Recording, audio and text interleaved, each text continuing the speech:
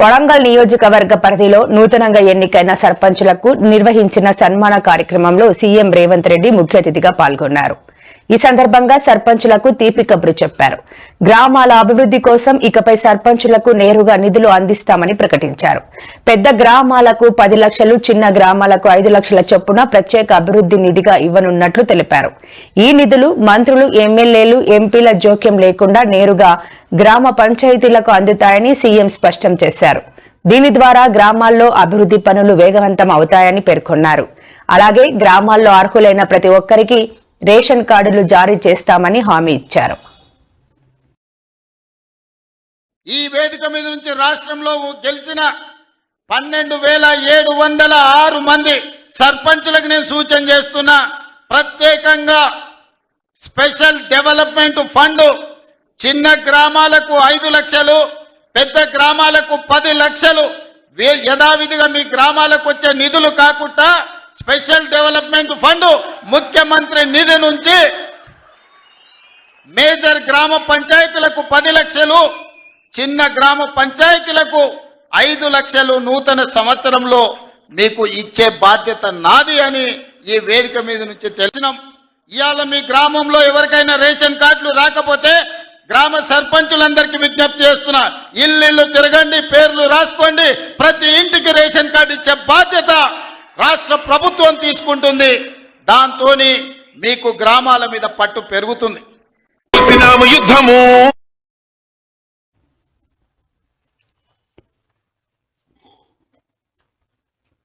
మరో 2 ఏళ్లలో కేసీఆర్ మళ్లీ ముఖ్యమంత్రి అవుతారని బీఆర్ఎస్ నేత హరీష్ రావు ధీమా వ్యక్తం చేశారు. నేడు ఆయన నివాసంలో జరిగిన క్రిస్మస్ వేడుకల్లో పాల్గొన్నారు. అనంతరం మాట్లాడుతూ తమ పార్టీ కార్యకర్తలకు ప్రజలను ఇబ్బందులు పెడుతున్న వారి పేర్లు రాసి పెట్టుకోవాలని, బీఆర్ఎస్ అధికారంలోకి వచ్చాక వడ్డీతో సహా చెల్లిస్తామని ఆయన హెచ్చరించారు. ఎంపీటీసీ, జెడ్పీటీసీ ఎన్నికలు నిర్వహించడానికి కాంగ్రెస్ భయపడుతోందని విమర్శించారు. కాంగ్రెస్ పాలనలో పూర్తిగా విఫలమైందని అన్నారు. బతుకమ్మ పండుగకు సగం మందికైనా చీరలు అందలేదని ఆరోపించారు. కాంగ్రెస్ కు త్వరలోనే ప్రజలు తగిన బుద్ధి చెబుతారని, ఆ రోజు చాలా దగ్గరలోనే ఉందని హరీష్ రావు స్పష్టం చేశారు. నేను హైదరాబాద్ వస్తున్నాను. నిన్న నేను ఫామ్ నుంచి బయలుదేరి వస్తుంటే ఒక 10 చోట్ల ప్రామిస్ చెప్తాను. 10 ప్లేసెస్లో పక్క పండు వేసుకో, కార్లో కూర్చున్న 2 స్టీరింగ్ ఇచ్చిపెట్టి 2 చేతులు మీదకి పెట్టిండు. బాస్ మళ్ళీ మనం జల్దీ రావాలి, మనమే వస్తున్నాము, నెక్స్ట్ మనమే ఆయన దుంకుతున్నాడు. ఆ మోటార్ ప్యాసింజర్లు వాడు పక్కన డ్రుర్రమన్న పక్కన వచ్చి వాడు వచ్చి నెక్స్ట్ మనమే సార్ వచ్చేతను అంటూ పోతుండ్రు. హైదరాబాద్ సిటీలో అనేక ప్లేసెస్లో కనీసం ఒక 10-12 ప్లేసెస్లో అట్లా చెప్తున్నాడు జనం. అది దేనికి సంకేతం? మీ మీద ప్రజలు విశ్వాసం కోల్పోతున్నారు రోజు రోజుకు, మీ చర్యల వల్ల, మీ పిచ్చి పనుల వల్ల. ఇవాళ స్పష్టంగా అర్థమైపోయింది కదా. నర్సాపూర్ సబ్ స్టేషన్ లో లాగ్ బుక్ చూస్తే 12 గంటల కరెంటే వస్తుంది. చెప్పుడు 24, ఇచ్చుడు 12. ఈ అధికారి మీద చర్య తీసుకోవడం తప్పు. నువ్వు మళ్ళా పాపం ఇక్కడ లైన్ మెన్ ధైర్యంగా ఉండండి. ఎవడన్నా మీ ఊళ్ళో జాదా హుషారు చేసిన, మీ మండలంలో, మీ నియోజకవర్గంలో మిమ్మల్ని తిప్పలు పెట్టి రాసి పెట్టుకోండి. 2 ఏళ్ల తర్వాత వచ్చేది మనమే, వడ్డీతో సహా వానికి చెల్లిద్దాం. ఎవరిని ఇచ్చిపెట్టేది లేదు. పోయిన 10 ఏళ్ళు ఊకున్నాం. ఎంతసేపు పని పని పని పని పని మీద పడ్డాం మనం. కానీ ఈ తాప పని చేస్తాం.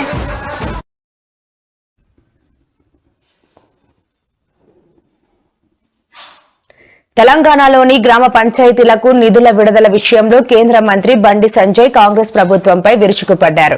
నెల రోజుల్లోగా పంచాయతీలకు నిధులు విడుదల చేయాలని, లేని పక్షంలో హైదరాబాద్ నడిబొడ్డున రాష్ట్ర వ్యాప్త సర్పంచులు, ఉప సర్పంచులతో భారీ ప్యారెడ్ నిర్వహిస్తామని డెడ్ లైన్ విధించారు. గ్రామాలకు నిధులు వచ్చే వరకు పోరాటం ఆపేది లేదని, రాష్ట్ర ప్రభుత్వం మెడలు వంచైనా నిధులు సాధిస్తామని ఆయన హెచ్చరించారు. పార్టీ గుర్తుతో పంచాయతీ ఎన్నికలు నిర్వహించి ఉంటే కాంగ్రెస్ పార్టీకి ఒక్క సీటు కూడా వచ్చేది కాదని ఆయన ఎద్దేవా చేశారు.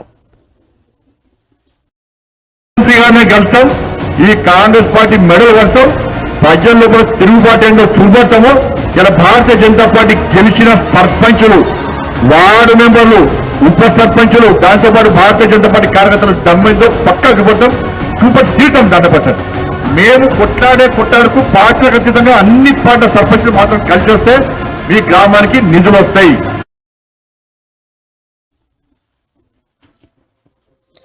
సాఫ్ట్వేర్ ఇంజనీర్ గా సమాజంలో గౌరవప్రదమైన హోదాలో ఉండి లక్షల్లో జీతం తీసుకుంటున్న ఓ యువతి డ్రగ్స్ రొంపిలోకి దిగడం భాగ్యనగరంలో కలకలం రేపింది.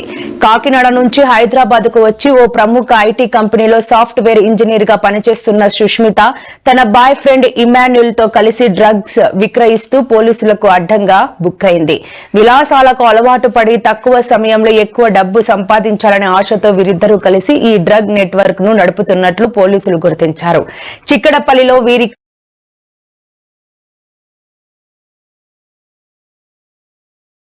కార్యకలాపాలపై హెచ్ న్యూస్ స్థానిక పోలీసులు మెరుపు దాడి చేసి ఈ ప్రేమ జంటతో పాటు మరో ఇద్దరిని అదుపులోకి తీసుకున్నారు. కొడంగల్ గడ్డ వేదికగా సవాలు చేస్తున్న 2029లో వచ్చే అసెంబ్లీ ఎన్నికల్లో కాంగ్రెస్ పార్టీని అధికారంలోకి తెస్తానని రాష్ట్ర ముఖ్యమంత్రి రేవంత్ రెడ్డి సవాల్ విసిరారు. బుధవారం నారాయణపేట జిల్లా కొజ్గి పట్టణంలో నిర్వహించిన సర్పంచుల సమావేశ సభకు ముఖ్యమంత్రి రేవంత్ రెడ్డి హాజరై ఘాటుగా ప్రసంగించారు. మాజీ ముఖ్యమంత్రి కేసీఆర్ నా తోలు తీశాడంట, అందుకే నీవు తోలు తీసిన కోడిలా అయినావా? నేను ప్రమాణ స్వీకారం చేసిన రోజే బాత్రూంలో వడిసడుగులు ఇరగగొట్టుకున్నా నన్ను విమర్శిస్తున్నాడు. అమెరికాల బాత్రూముల్లో కడుగేనోడు, చెల్లుళ్లకు సారె పెట్టనోడు పెద్ద పెద్ద మాటలు మాట్లాడుతుండు. బిడ్డ దుక్కి దున్ని నోడిని మీరు ఏమి చేయలేరు అని ముఖ్యమంత్రి స్ట్రాంగ్ వార్నింగ్ ఇచ్చారు.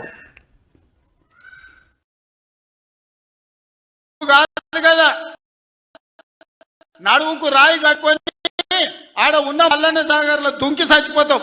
మల్లన్న సాగర్ కాకపోతే రంగనాయ సాగర్ లా మెడకు తాడేసుకొని ఊరేసుకొని చచ్చిపోతావు. చంద్రశేఖర్ రావు గారు, నన్ను గెలకకు. అన్ని చూసిన ఇంకా పక్కలో ఒక నలుకుట్లోడు ఉంటాడు, 6 అడుగులు ఉన్నా అనుకుంటాడు. ఆ తలకాయ ఎక్కడుందో నాకు తెలియదు. కేసీఆర్ వచ్చి గర్జించిందంట, గర్జనకు నేను పోయి లోపల దాచుకున్నాంట. ఇక కేసీఆర్ గర్జనలు గర్జించినట్టు లేవురా నాయన. మన గాడిదలు ఏం చేస్తావా? ఒండ్ర పెడతాయా? ఏమంటారు గాడిదలను? గాడిదలు అరిస్తే ఏమంటారు? నరసింహ గట్లున్నది. ఆయన కొడుకు చెప్తున్నాడు, మైకు ముందలకు వస్తలేడు, ఆయన దాచుకున్నాడు. ఆయన నీ ముఖం ఎప్పుడైనా చూసుకున్నావులా అద్దంలా? పేడమూతి బోడిలింగం, నువ్వు కూడా నా గురించి మాట్లాడతావా? నీవెంత, నీ స్థాయి ఎంత? అయ్య పేరు చెప్పి బతికటోనివి నువ్వు. ఆంధ్రలో గుంటూరులో గుడివారిలో చదువుకున్న నువ్వు, నీకేం తెలుసు తెలంగాణ గురించి, మా పౌరుషం గురించి? నువ్వు కాదు, మొత్తం నీ జాతినంతా తెచ్చుకో. ఎట్లా తెచ్చుకుంటావు? ఏటికి రావాలనో చెప్పు. మా ఊరు అన్నారా, మేమన్నా మీ ఊరికి వస్తాం. ఎవడు భయపడుతుండో సంగతి తేలుస్తా. ఏం కట్టుకోని తూ అని పాపన వాడు పోతాడు. పోని మనం మంచి పని చేయాలి. దేవుడు శిక్ష ఇచ్చిండు. నేను ప్రమాణ స్వీకారం చేసినాడే కూలబడ్డాడు, నడువిరిగింది. ఇంతకంటే పెద్ద శిక్ష నేను జైలు వేసినా అయ్యేదేం లేదు. ఆయననే ఫామ్ హౌస్ను ఒక బందీఖానగా మార్చుకొని చుట్టూతో నా పోలీసులే ఉన్నారు, లోపల ఆయన ఉన్నాడు. చెర్లపల్లికి పంపించినా చెంచల్గూడకు పంపించిన గదే అవుతుంది కదా. ఇక తిండి బరువు నాకు ఎక్కువ అవుతుంది. అదొకటి. లోపల చెర్లపల్లి చెంచల్గూడ పెడితే ఆయన తిండే తినికి మళ్ళీ ఆయన ఏదైనా కావాలంటే అదిగి చేస్తే సర్కార్కి ఎక్కువ ఖర్చు అవుతుంది. తిండి ఆయన సంపాదించి తిన్నా ఫామ్ హౌస్లే ఒక బందీఖానగా పెట్టుకొని చుట్టూతో మన పోలీసులే పహారా కాస్తున్నారు.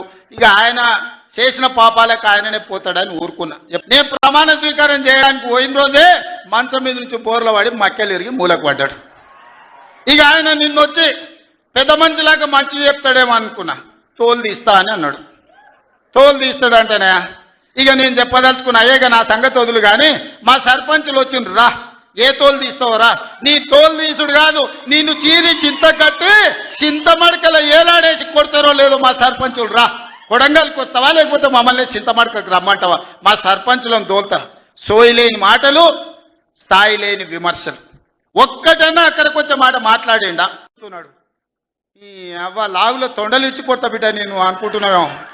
నా సంగతి ఇంకా తెలియదు. మీ నాయనని అడిగి ఇంటికి వచ్చి చెప్తాడు. అమెరికాలో బాత్రూమ్లు అడిగినట్టు అనుకుంటున్నావు నాతో మాట్లాడు అంటే, నేనేదో మార్చుకుంటూనే పోని అవల పోరోడు గాలికి తిరిగేటోడి గాలికి అంతా నాకెందుకని ఇవాళ ఆయన తోలు తీస్తా అంటు. ఈ మటన్ కొట్టులో ఈ తోలు తీస్తాడు, కాళ్ళు తలకాయలు మాత్రం ఉచితంగా సాయంత్రం పోతే దావతులో బోటిగిన ఏమన్నా కొట్టుకొని సాయంత్రం 2 వేసేటప్పుడు తీసుకుంటాడేమో అని.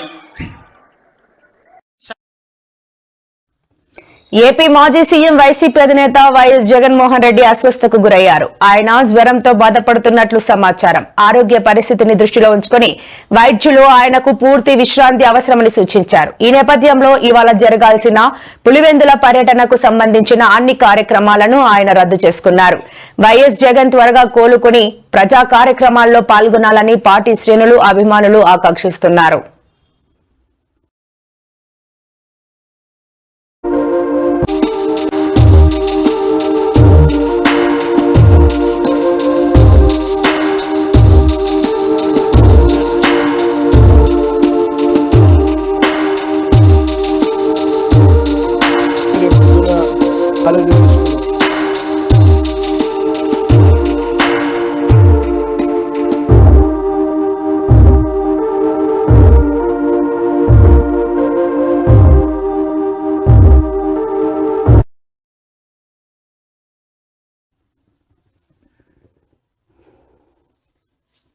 మంత్రి గుమ్మడి సంచారాణి కుమారుడు పిఏపై తనపై లైంగిక వేధింపులకు పాల్పడ్డారని పార్వతీపురం మన్యం జిల్లా ఎస్పీకి ఓ యువతి ఫిర్యాదు చేసింది. దీంతో విచారణ చేపట్టి ఎస్పీ యువతి చేసిన ఆరోపణలు అవాస్తవమని తేల్చారు. అయినా సరే కొందరు వైసీపీ నేతలు సోషల్ మీడియా వేదికగా మంత్రి సంధ్యారాణి కుటుంబంపై విమర్శలు చేస్తున్నారు. స్థానిక వాట్సాప్ గ్రూపుల్లో అసత్యాలు ప్రచారం చేస్తున్నారు.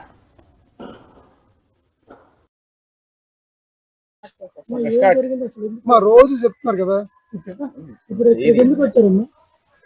మినిస్టర్ పిఏ మీద కంప్లైంట్ ఇవ్వడానికి వచ్చారు. సంధ్యారాణి మేడం, బందాప్ సతీష్.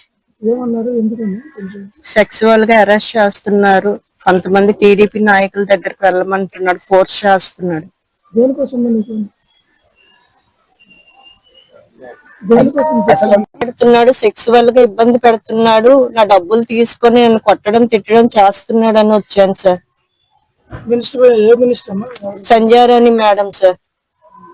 ఇక్కడికి ఎందుకు వచ్చారు? ఎస్పీ గారికి అక్కడ పోలీసులు పట్టించుకోకపోతే ఇక్కడ ఎస్పీ ఆఫీస్ కి వచ్చి కంప్లైంట్ ఇచ్చాను సార్. ఎవరి మీద? ఎవరెవరు? బందాబ్ సతీష్ మీద మెయిన్